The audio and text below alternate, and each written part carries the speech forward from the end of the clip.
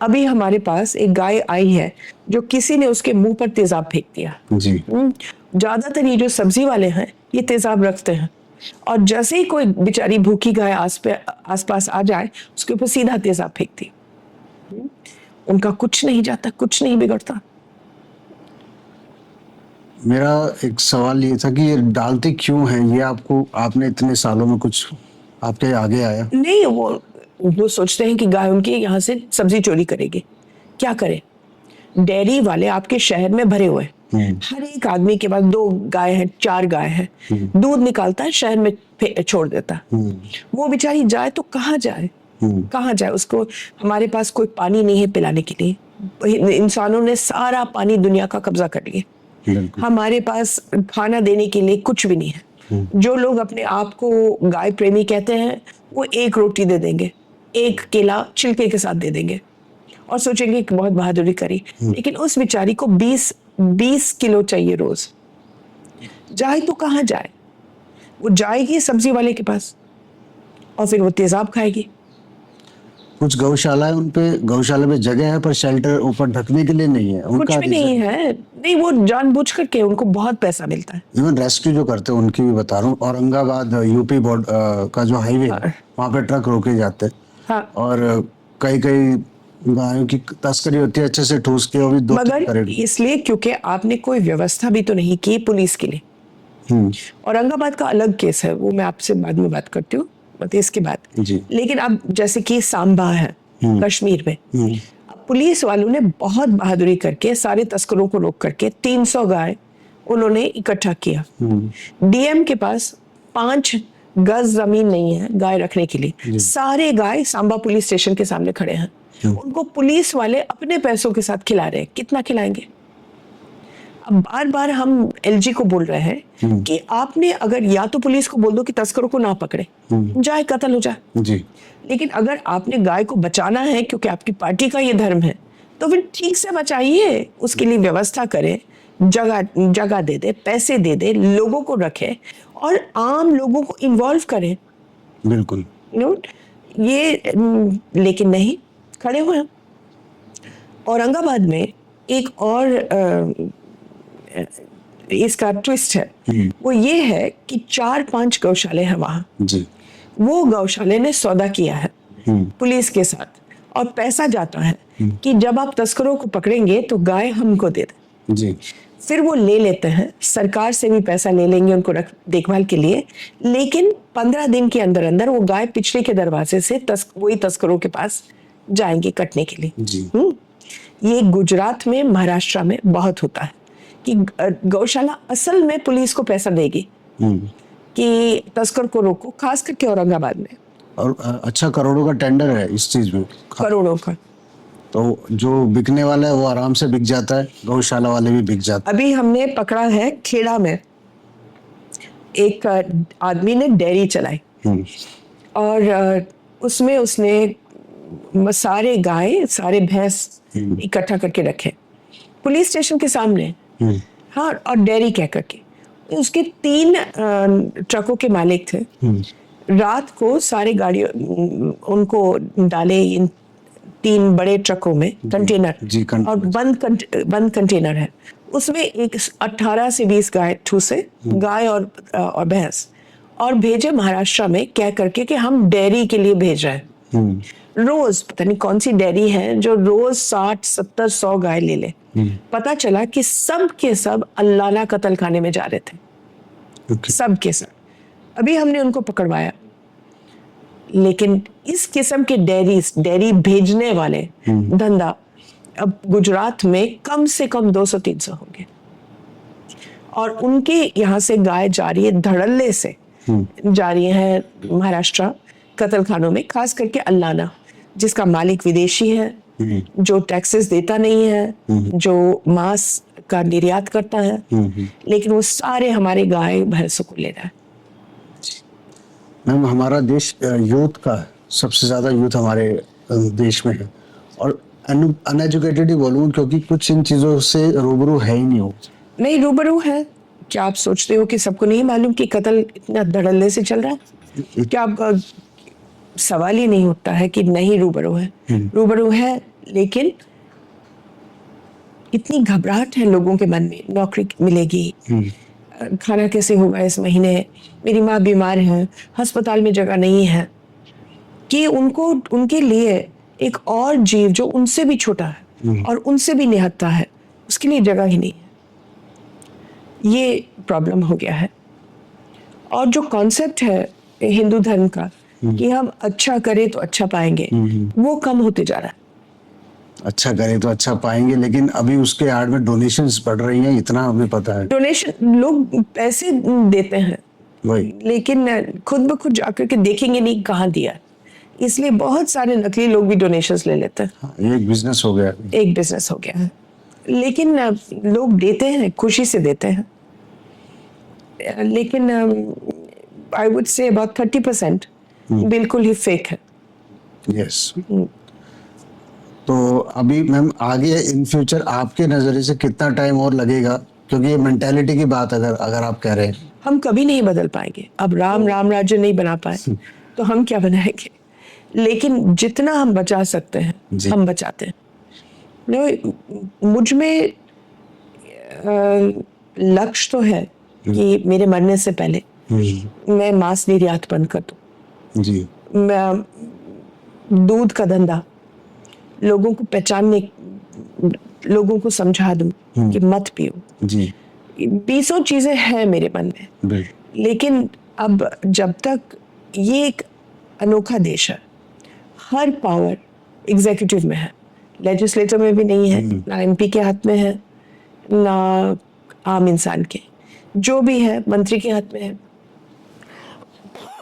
प्रधानमंत्री के हाथ में और मुख्यमंत्री के हाथ में। जी।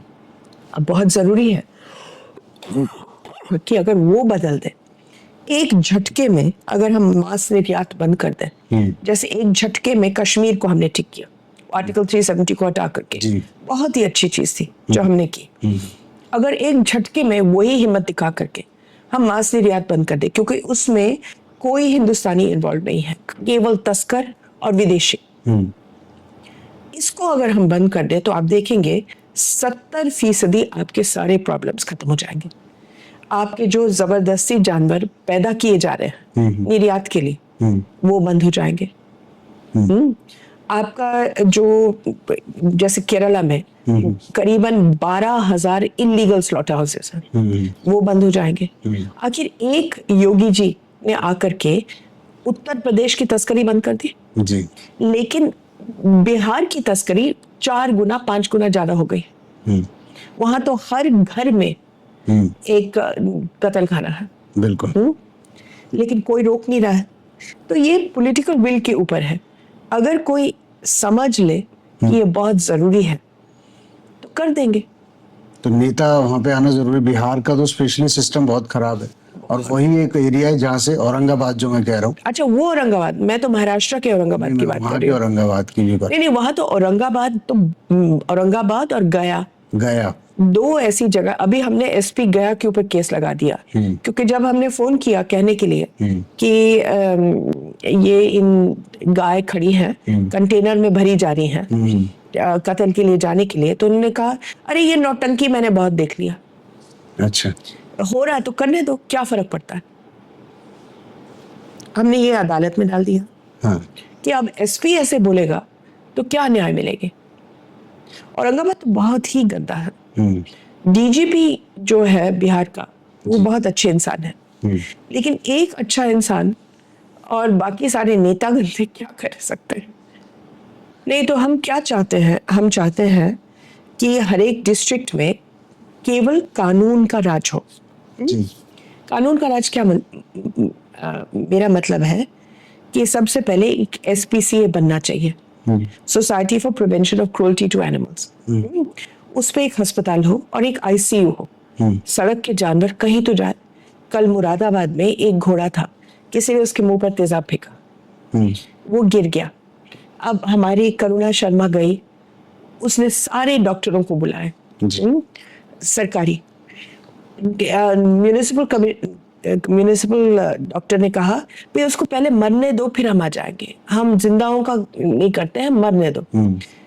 जो वहाँ का CBO था उसने कहा मेरे पास टाइम नहीं है, किसी ने कहा बहुत गर्मी है, किसी ने कहा ले जाए तो कहाँ ले जाए। आखिर में उसने बरेली से हमारे लोगों को बुला करके हमने उसका मुंह पर पट्टी करी, उसका ऑपरेशन करवाया, प्राइवेट डॉक्टरों से करवाया। इस औरत ने अपना पैसा लगा करके, और गरीब औरत है, लगा करके करवाया, और फिर शाम तक घोड़े को हमने अपने पैरों पर खड़ा किया। लेकिन अगर आप तस्वीरें देखेंगे तो बहुत दिल टूटता है। कल तो मैं पैदा होने वाली हूँ उसकी जगह में, तो मैं भी तो चाहूंगी कि मेरी व्यवस्था हो। तो एक तो SPCA बनना चाहिए जी।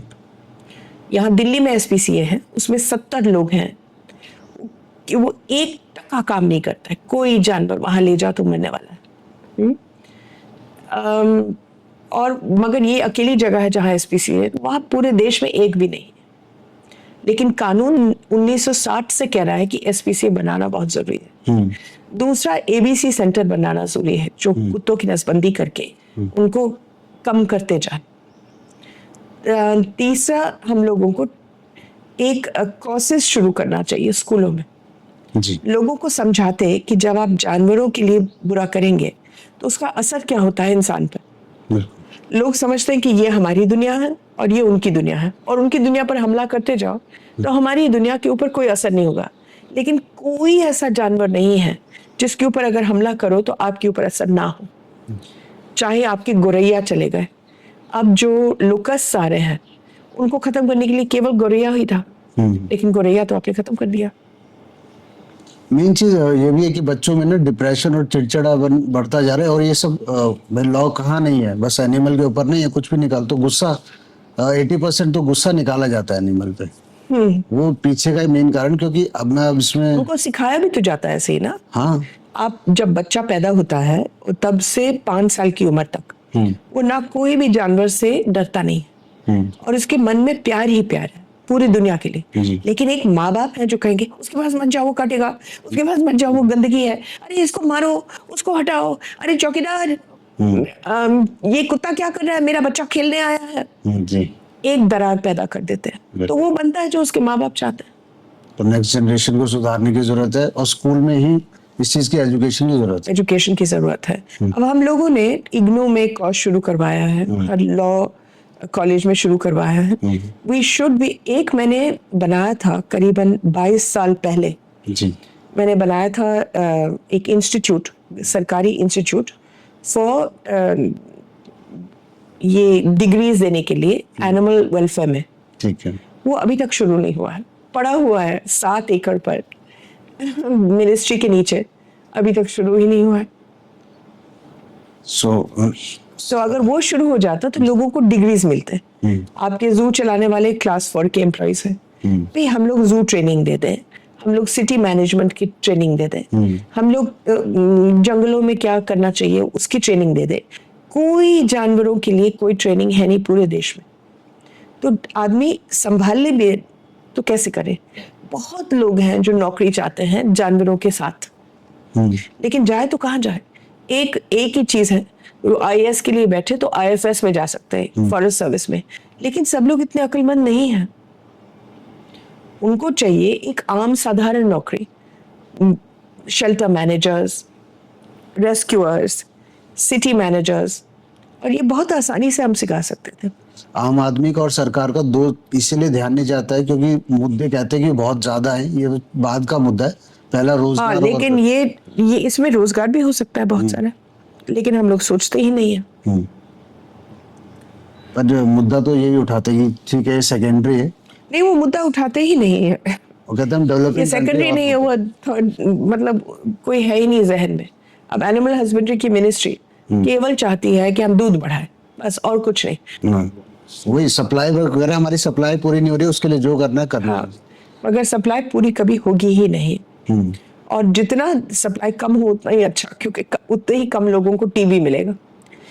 अब मैं आपको केवल एक आंकड़ा देती हूँ कि टीबी होता कैसे दूध से। जो गाय है उसको जब से ऑक्सीटोसिन आया है जी, उसको इलीगली दिया जाता है 2 इंजेक्शन, ताकि दूध जल्दी निकले। इसमें क्या होता है कि आहिस्ते आहिस्ते से इतना दर्द सह करके, और यूट्रस, जब ऑक्सीटोसिन का इंजेक्शन लगता है तो यूट्रस कॉन्ट्रैक्ट करने लगता है, जैसे औरत का जब बच्चा होने वाला है। ये अगर यूट्रस 2 दफा दिन में कॉन्ट्रैक्ट हो जाएगा तो यूट्रस इनएलास्टिक यानी कि फेल होने लग जाता है। इसमें फिर बच्चादानी उसके बच्चा नहीं रख पाएगी, तो उसके अबॉर्शंस हो जाते हैं और अंत में जाकर के वो बांझ बन जाती है। इसको लगते हैं 2 साल या 3 साल ज्यादातर बांझ बनने में। लेकिन जो दूध निकालता है उसको मालूम है कि 2-3 साल का ही मामला है। पहले तो 20 साल लगता था, 12 साल 15 साल दूध निकालता था। इसको मालूम है कि ये गाय जो है ये 3 साल के लिए काफी है। तो वो क्या करने लगता है, वो उसको मंडे को उसने बच्चा दे दिया, ट्यूसडे को उसको फिर से गर्भवती बनाएगा, बैक टू बैक। ये नहीं कि 9 महीने फासला रखे, तो बैक टू बैक ये बन जाती है। अब वो शरीर अपने शरीर से दूध भी दे रही है और उसके पेट में भी बच्चा है। आप उसको ठीक से खाना नहीं दे रहे हैं, उसको इंजेक्शन फिर से दे रहे हैं, तो अब क्या होगा, उसको बीमारियां होने लगती हैं। तो सबसे पहले बीमारी जो होती है वो है केटोसिस, जिसमें उसके शरीर का सारा प्रोटीन चला जाए और आपका दूध भी बिल्कुल बकवास निकल रहा है। केटोसिस जैसे हो जाता है जो आपके 80% गायों को है, गाय भैंस, मैं दोनों मानती हूँ माँ को, एक काली एक सफेद। लेकिन जब केटोसिस हो जाता है तो एक भयानक बीमारी आ जाती है उसमें, जिसका नाम है ब्रूसेलोसिस। अब ब्रूसेलोसिस यहाँ एक एपिडेमिक है जो हमारी सरकार पहचानती है और नहीं भी पहचानती है। एक दफा ब्रूसेलोसिस गाय या भैंस को हो जाए तो जब इसका दूध निकलता है तो उसमें ब्रूसेलोसिस होता है। जब आप पिएंगे उस दूध को तो वो ब्रूसेलोसिस से बन जाता है ट्यूबरक्लोसिस। तो जितना दूध आप पिएंगे उतना ही ज्यादा आपके ट्यूबरक्लोसिस के चांसेस हैं। ये अगर लोग पहचानते हैं कि आपका कोविड आकर के चला भी जाएगा, जब भी जाता है, लेकिन आपकी टीबी को आप लोग भूल गए हैं। सब लोगों को टीबी होते जा रहा है। दूध जो मिल्क प्रोडक्ट्स हैं जो होते हैं वो ऑलरेडी टेस्टेड होते हैं, सर्टिफाइड होते हैं, तो इन सब का मतलब क्या है फिर? किस चीज में टेस्टेड है? कौन टेस्ट कर रहा है? डेयरी का कि नहीं दूध? हाँ, कौन टेस्ट कर रहा है? जो FSSA आए हैं, जिनको टेस्ट करना है, उनके पास जमीन पर कोई है ही नहीं टेस्ट करने के लिए।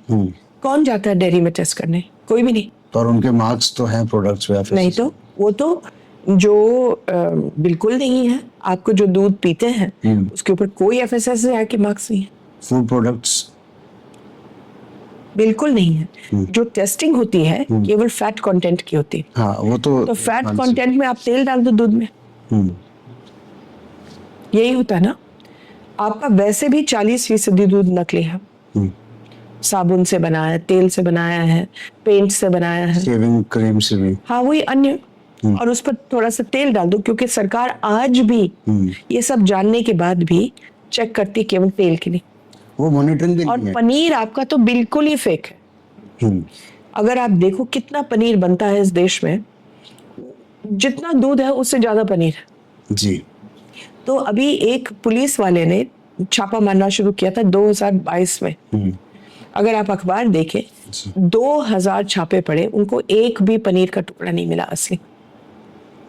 हाँ, और ये यूपी के अंदर जो इटावा गांव है, इधर भी ज्यादा, इस साइड मैंने ज्यादातर सब जगह साउथ इंडिया में एक डिस्ट्रिक्ट है सेलम, वहां केवल पनीर बनता है नकली, और वो ट्रकों में और गाड़ियों की डिक्कियों में भेजा जाता है, बेंगलोर में, अन्य शहरों में, और उसको मिठाई वाले कहते हैं सेलम दूध। सेलम दूध यानी कि उनको मालूम है कि नकली है। तो इसमें अमूल के जो पैकेट प्रोडक्ट्स है वो भी शामिल है नकली पनीर में? उसमें कौन पनीर बना रहा है क्या मालूम? क्योंकि खुला पनीर मैं समझ सकता हूँ, वो तो आ ही रहा है। नहीं, खुला पनीर 90% तो खुला पनीर का बाजार है ना। हाँ। अब पंजाब में क्या करते हैं मैं आपको बता देती हूँ क्या तरीका है।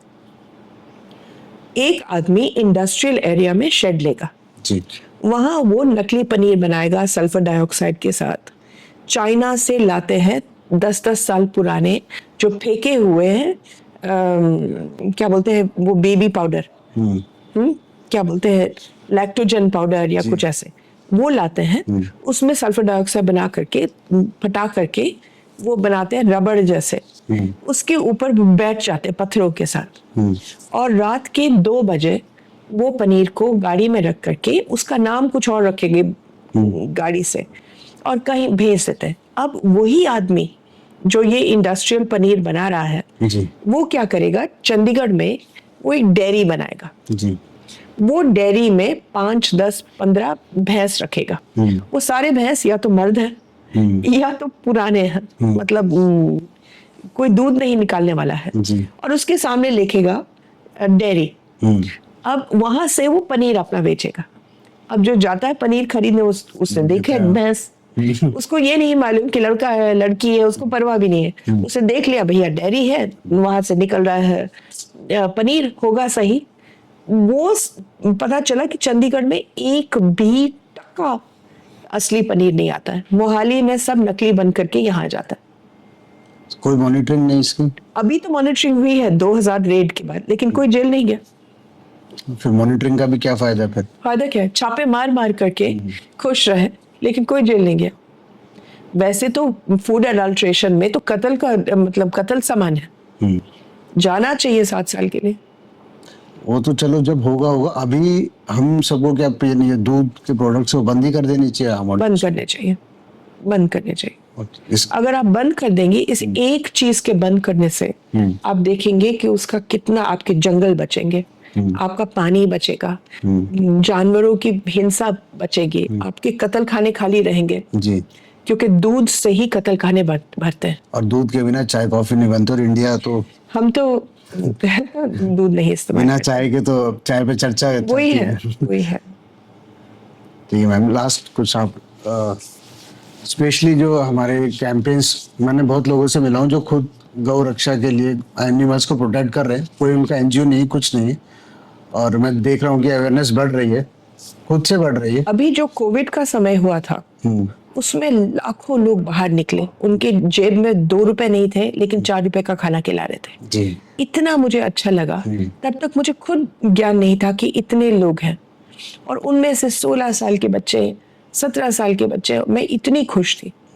उनके खिलाफ एक ये जो RWAs और ये बहुत मुहिम छेड़े, जी लेकिन फिर भी हमारे लोग बिल्कुल डटे रहे। जी and I am so proud of young people who come to look after animals. जी, You know, गर्व है, इस देश का भविष्य वही है। बिल्कुल। एक दिन कुछ अच्छा होगा। Hope so, thank you.